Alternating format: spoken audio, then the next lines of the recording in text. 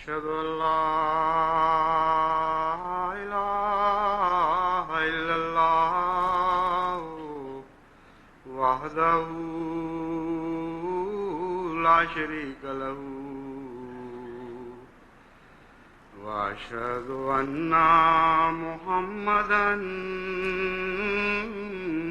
عبده ورسوله أما بعد فأعوذ بالله من الشيطان الرجيم بسم الله الرحمن الرحيم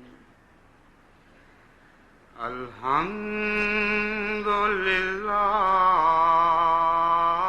رب العالمين الرحمن الرحيم مالك يوم الدين إياك نعبد وإياك نستعين اهدنا الصراط المستقيم صراط الذين أنعمت عليهم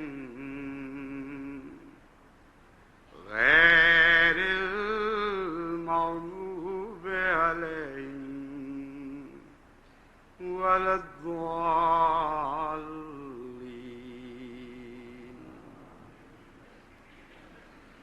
تلك الدار الآخرة نجعلها للذين لا يريدون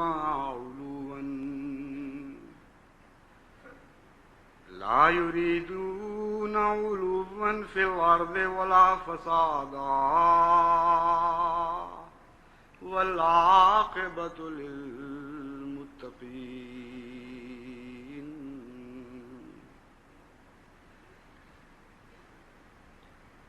بعض مسلسل ظاہر ہونے والی علامتوں سے یہ معلوم ہوتا ہے کہ اس ملک میں بعض لوگ فتنہ و فساد پھیلانے پر تلے ہوئے ہیں اور گویا ادھار کھائے بیٹھے ہیں.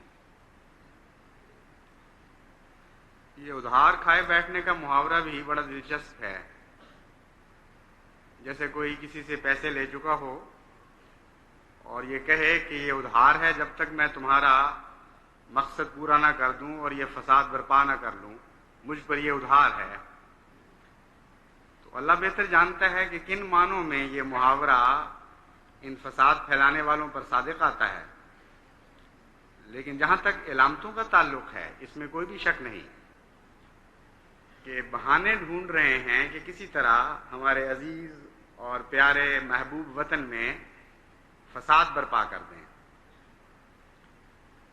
اس کے برعکس جماعت احمدیہ کے افراد مرد و زن کا یہ تہیہ ہے، یہ عزم صمیم ہے کہ ہم نے یہ فساد برپا نہیں ہونے دینا. بس یہ بڑا دلچسپ مقابلہ ہے اور جتنا لوگ آپ کو تنگ کریں، دکھ دیں، کوشش کریں کہ آپ کو فساد کا بہانہ بنایا جائے، اتنا ہی زیادہ صبر اور عزم کا نمونہ دکھانے کی ضرورت ہے اور بیدار مغزی کے ساتھ، بڑی ذہانت کے ساتھ اس بات کو سمجھتے ہوئے کہ ملکی حالات اس بات کا تقاضا کرتے ہیں کہ اس موقع پر تاریخ کے اس سنگم میں جس میں اس وقت ہم کھڑے ہیں کسی قیمت پر بھی فساد نہ ہونے دیا جائے. یہ عجیب تاریخ ہے ہمارے ملک کی اور بڑی بدقسمتی ہے کہ جب بھی بیرونی خطرات نمایاں ہوتے ہیں بعض مخصوص طبقات لازماً ملک کے اندر فساد کی کوشش کرتے ہیں.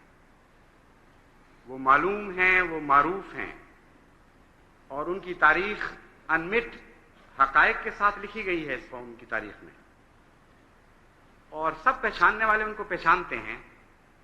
لیکن عجیب بدقسمتی ہے کہ سب دھوکہ کھانے والے پھر بھی دھوکہ کھا جاتے ہیں.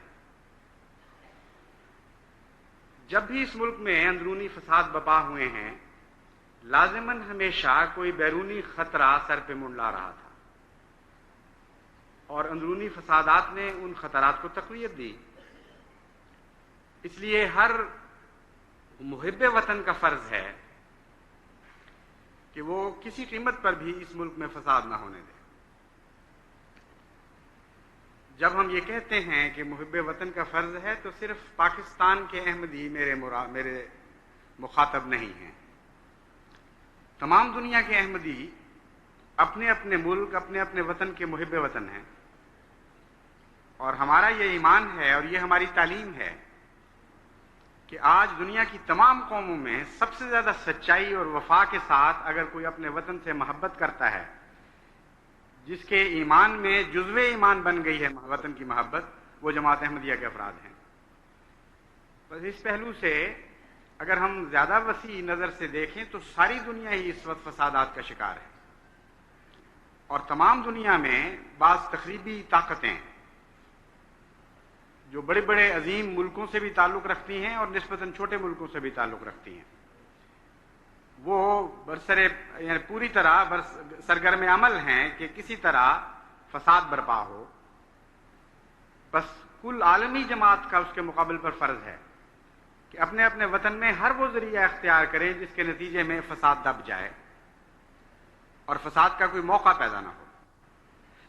لیکن بہرحال یہ بھی ایک حقیقت ہے، اس سے انکار نہیں کہ ہماری جماعت کمزور ہے، محدود طاقت رکھتی ہے، محدود اثر رکھتی ہے، اور ہماری ہر امن کی کوشش ضرور نہیں کہ کامیاب ہو۔ یہ تو ہو سکتا ہے کہ احمدی صبر کا انتہا سے زیادہ نمونہ دکھائیں، لیکن اس بات کی ضمانت پھر بھی نہیں کہ دنیا میں فساد برپا نہ ہو، کیونکہ جو لوگ فساد پر تل جاتے ہیں وہ عجیب و غریب بہانے ڈھونڈتے ہیں۔ کوئی معقول بہانہ نہ ملے تو نامعقول بہانہ تلاش کر لیتے ہیں۔ وہ بھیڑ کے بچے اور بھیڑیے والا پانی پینے والا قصہ بھی آپ نے سنا ہوا ہے، اور یہ قصہ بھی سنا ہوا ہے کہ ایک دفعہ ایک مرد جو ہر وقت لڑائی پر تلا رہتا تھا، اپنی بیوی کے ہر کام میں کوئی نہ کوئی نقص نکال ہی لیتا تھا۔ کبھی روٹی جل گئی، کبھی کچی رہ گئی روٹی، کبھی نمک زیادہ پڑ گیا، کبھی مرچ زیادہ ہو گئی، اور کبھی دونوں کی کمی واقع ہو گئی، کبھی پانی گرم، کبھی چائے ٹھنڈی۔ اس بیچاری کو تو مصیبت پڑی ہوئی تھی، ہر روز ہر بہانے کسی نہ کسی بہانے وہ فساد پر تلا رہتا تھا اور اس کو زدوکوب کرتا تھا۔ تو ایک دفعہ اس بیوی نے خوب تیاری کی، ہر چیز کی بہت ہی زیادہ احتیاط کی، نہ نمک زیادہ، نہ مرچ زیادہ، نہ کم، پانی بھی مناسب، چائے بھی مناسب، ہر چیز درست کر دی، اور روٹی بھی بڑی احتیاط سے پکائی۔ تو اپنے خاوند کے چہرے کے آثار دیکھنے لگی۔ اس نے بہت کوشش کی ذہنی طور پہ کہ کوئی بہانہ ڈھونڈوں، لیکن بہانہ ہاتھ نہیں آیا۔ لیکن بہرحال فساد تو کرنا تھا، ارادہ جو تھا ادھار کھائے بیٹھا تھا۔ تو اس نے آخر پر یہ ترکیب اختیار کی کہ بیوی سے کہا کہ وہ ظالم عورت، تو روٹی تو پکا رہی ہے ہاتھ سے، تیری کونیاں کیوں ہل رہی ہیں؟ اور یہ اٹھ کر اس بات پر اس کو مارنا شروع کیا۔ بیوی مار کھا کے بیٹھ گئی۔ پھر جب وہ دوبارہ کھانا کھانے لگا تو اس نے اس کے داڑھی پکڑ لی اور کہا، وہ بدبخت، تو کھانا تو منہ سے کھا رہا ہے، تیری داڑھی کیوں ہل رہی ہے؟ تو احمدی نے داڑھی بھی نہیں پکڑنی، میں یہ آپ کو سمجھا رہا ہوں۔ کسی احمدی کا ہاتھ کسی داڑھی پر نہیں اٹھے گا، اور کسی کی عزت اور مال اور جان سے نہیں کھیلے گا، چاہے انتہائی صبر کرنا پڑے۔ ہاں، اللہ کی تقدیر آزاد ہے، وہ مالک ہے، اس کا ہاتھ اگر کسی داڑھی پر پڑ جائے تو کوئی بال باقی نہیں رہنے دیتی۔ اس لیے وہ مالک ہے، اس کی مرضی ہے، جس کی داڑھی کو ذلیل کرنے کے لیے چنے اس کی مرضی ہے، اس میں ہمارا کوئی دخل نہیں۔ لیکن وہاں بھی ہماری دعائیں اپنے دشمنوں کے حق میں ہونی چاہیے۔ نہ صرف صبر کرنا ہے بلکہ ان کے حق میں دعائیں کرنی ہیں، کیونکہ جس پر خدا کا غضب نازل ہو اس کو ملیا میٹ کر دیتا ہے، تباہ کر کے رکھ دیتا ہے۔ ایسی قوموں کو ماضی کا نشان قصہ بنا دیا کرتا ہے۔ اس لیے ہم تو رحمت للعالمین کے غلام ہیں اور رحمت للعالمین کے غلام رہیں گے۔ کسی کی تباہی کا حال دیکھ کر وقتی جوش اور وقتی خوشی کے نعرے بھی بے وقوف لوگ لگایا کرتے ہیں۔ حقیقت یہ ہے کہ دکھ کسی کا بھی ہو دکھ ہی ہے، اور خدا کا غضب تو بہت ہی بڑا دکھ ہے۔ دعا یہ کرنی چاہیے کہ ہم اس کو پڑھتا بھی نہ دیکھیں کسی پر۔ اس لیے آن حضرت صلی اللہ علیہ وآلہ وسلم کے سچے غلام کی حیثیت سے ہمیں لازماً دعائیں کرنی چاہیے، اور ہماری دعاؤں کے دو رخ ہونے چاہیے، ایک اپنے لیے اور ایک اپنے غیر کے لیے۔ اپنے لیے یہ دعا کہ ہم تیری زمین میں لازماً امن قائم رکھنے کی کوشش کریں گے اور ہر ممکن صبر سے کام لیں گے، مگر اے ہمارے آقا صبر کی توفیق اگر تو نہ دے تو نہیں ہو سکتی، مل ہی نہیں سکتی کسی کو۔ انسان کی طاقت میں نہیں ہے کہ محض اپنے ارادے پر کچھ حاصل کر لے۔ آپ لوگوں میں سے بعض کو شاید یہ خیال آئے، یعنی میرے سب مخاطبین میں سے جو دنیا میں کہیں بھی ہوں گے، کہ عام طور پر تو دنیا کی تقدیر میں ہم اسی طرح دنیا کی اندر یہی تقدیر جاری دیکھ رہے ہیں کہ لوگ جو ارادے کرتے ہیں، جو اسکیمیں بناتے ہیں اور دعا نہیں بھی کرتے تو ان کی تدبیروں کو کچھ نہ کچھ پھل ضرور لگتے ہیں۔ تو یہ جماعت احمدیہ کو کیوں خاص طور پر ہر دفعہ تدبیر کے ساتھ دعا کی طرف توجہ دلائی جاتی ہے؟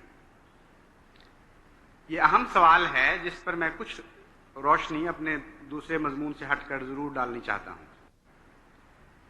بات یہ ہے کہ اللہ تعالیٰ کی تقدیر کا اس پہلو سے میں نے بڑا گہری نظر سے مطالعہ کیا ہے، اور میں اس قطعی نتیجے پہ پہنچا ہوں کہ وہ لوگ جو خدا کے مومن بندے ہیں، جو خدا کی اپنی جماعت کہلاتے ہیں، ان کے ساتھ اللہ تعالیٰ کا اور سلوک ہے، اور جو لوگ دنیا دار ہیں جن کا خدا سے تعلق نہیں، ان کے ساتھ اور سلوک ہے۔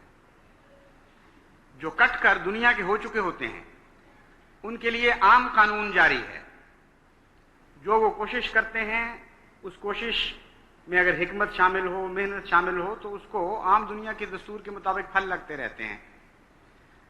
مگر جن کو خدا اپنا بنا لیتا ہے ان کی بار بار توجہ اپنی طرف مبذول کرنی چاہتا ہے، ان کو بتانا چاہتا ہے کہ میں تمہارا ہوں اور میرے بغیر تم کچھ بھی نہیں ہو۔ اس لیے ان کی عام کوششیں بھی ناکام ہو جایا کرتی ہیں اگر وہ دعا نہ کریں۔ ایسی کوششیں جو دنیا دار کی کوششیں ہوں تو پھل دے دیں گی، اگر مومن خدا سے غافل ہو جائے اور انحصار کرنے لگے اپنی طاقت پر، تو یہ ایک مستقل گہرا سبق ہے آپ کے لیے کہ اس کو پھر خدا تعالیٰ ان کوششوں کو پھل سے محروم کر دے گا۔ تاریخ اسلام کے مطالعے سے بھی یہی سبق ملتا ہے، تاریخ احمدیت کے مطالعے سے یہی سبق ملتا ہے، اور روزمرہ کی زندگی میں اگر آپ باریک نظر سے مطالعہ کریں اپنے حالات کا تو آپ ضرور اسی نتیجے پہ پہنچیں گے کہ آپ چونکہ اللہ کے بندے ہیں اور اللہ آپ کا اپنے ساتھ گہرا تعلق دیکھنا چاہتا ہے، اس لیے آپ کی عام کوششوں کو اپنے فضل کے ساتھ اس گہرے رابطے کے ساتھ منسلک کر چکا ہے کہ وہ رابطہ آپ ٹوٹ نہیں سکتا۔ اگر آپ توڑیں گے تو محروم رہیں گے کسی نہ کسی برکت سے۔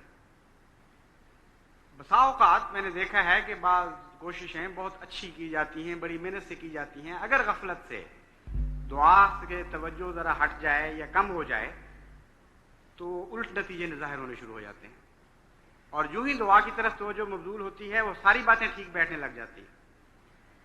تو اس لیے جماعت احمدیہ کے لیے بہرحال ضروری ہے کہ دعا سے غافل نہ ہو۔ آپ کو لازماً اللہ تعالیٰ کے فضل سے کامیابی نصیب ہوگی، کیونکہ خدا کا یہ وعدہ ہے۔ خدا تعالیٰ نے جو آیات میں نے تلاوت کی ہیں ان میں قطعی وعدہ کیا ہے کہ آخرت جو ہے اور عاقبت یہ متقین کے لیے ہے، اور انہی لوگوں کو نصیب ہوگی تلک الدار الآخرۃ نجعلھا للذین لا یریدون علوا فی الارض ولا فسادا۔ ان لوگوں کو نصیب ہوگی جو ذاتی بڑائی کی خاطر دنیا میں حکومتوں پر ہاتھ ڈالنے کی کوشش نہیں کرتے، جو اس بات سے بے نیاز ہیں کہ ان کی حیثیت کیا ہے، ان کا توکل اپنے رب پر ہوتا ہے۔ والعاقبۃ للمتقین، یہ ایک جاری قانون ہے۔ اللہ تعالیٰ فرماتا ہے کہ انجام کار بہرحال متقین کی فتح ہوتی ہے جو اللہ سے ڈرنے والے ہیں۔ تو اس پہلو سے ہمیں تو کسی حکومت میں کوئی دلچسپی نہیں ہے، دنیا کے پردے پر کسی حکومت میں کوئی دلچسپی نہیں، صرف ایک دلچسپی ہے کہ اللہ کی حکومت قائم ہو۔ ہمارا تاج رضوان یار کا تاج ہے، ہماری بادشاہت الہی بادشاہت ہے، اور اس معاملے میں ہمارا رقیبی اور کوئی نہیں، تنہا ہم میدان میں ہیں اور کسی کی خواہش ہی نہیں۔ آپ دنیا میں جتنے مذہب کے نام پر کوششیں کرنے والے ہیں ان کا مطالعہ کر کے دیکھ لیں، دراصل وہ علوف چاہتے ہیں، ذاتی بڑائی چاہتے ہیں، کوئی نہ کوئی اور دنیاوی مقصد رکھ کر مذہب کے نام پر فساد برپا کرتے ہیں۔ ان کے متعلق اللہ تعالیٰ نے اسی آیت میں تجزیہ بھی فرما دیا کہ اگر علوف چاہو گے تو اس کے نتیجے میں بنی نوع انسان کی بھلائی ظاہر نہیں ہوگی، خواہ وہ دنیاوی مقصد ہو یا کوئی اور مقصد، اس کا کوئی بھی نام رکھ لیا جائے، اگر نیتوں میں یہ خواہش موجود ہے کہ ہم غلبہ پا جائیں دوسروں کے اوپر، دوسروں کے امور کی باغ ڈور ہمارے ہاتھ میں آ جائے، تو اللہ تعالیٰ فرماتا ہے کہ یہ نیت اس بات کی ضامن ہو جائے گی کہ تم فسادی ہو، کیونکہ علوف کی خاطر کوشش کرنے والے بنی نوع انسان کی بھلائی نہیں کیا کرتے، ہمیشہ فساد برپا کیا کرتے ہیں۔ تو اس پہلو سے جماعت احمدیہ مستثنا ہے کلیتاً، کیونکہ جماعت احمدیہ علوف کی خواہش ہی کوئی نہیں رکھتی، وہ صرف اللہ کی رضا کی خواہش رکھتی ہے، وہ خدا کی حکومت کے قیام کے لیے کوشاں ہے، وہ یہ چاہتی ہے کہ کسی طرح رضوان یار حاصل ہو جائے۔ بس ان باتوں پر، ان صفات پر اگر آپ قائم رہیں گے اور پورے صبر اور وفا کے ساتھ قائم رہیں گے تو اللہ تعالیٰ کی یہ خوشخبری ہے، وَالْعَاقِبَةُ لِلْمُتَّقِينَ، لازماً انجام کار آپ فتح یاب ہوں گے۔ اللہ تعالیٰ ہمیں یہ فتح عطا فرمائے۔